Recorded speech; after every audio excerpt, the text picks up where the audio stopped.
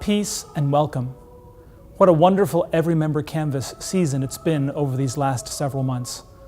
There are so many people to thank, volunteers and staff members who've prepared and stuffed letters, posters, sent notices out, prepared the website, many who've worked behind the scenes, Tamron Hedge and Sam Bessie, the canvas chairs this year, Rob McDonnell at the camera.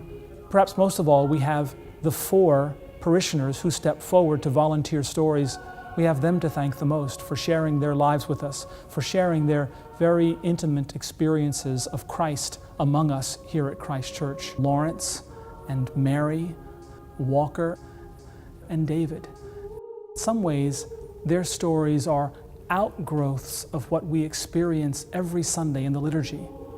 You may not think when you see an acolyte and sacristan serve with deacons to set the altar, you may not think immediately of that encounter with Christ. You may not, when the celebrant says the offertory sentence, walk in love, or when the ushers pass alms basins, you may not think immediately of that intimate encounter with Christ, or when the choir sings, or when the choir processes.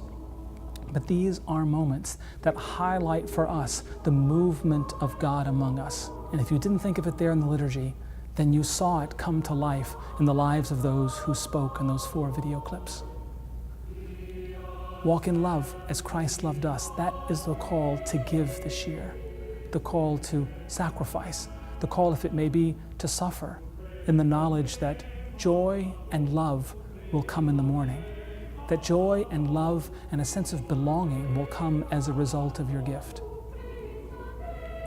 This year, the 2nd Sunday in November has been named our Ingathering Sunday.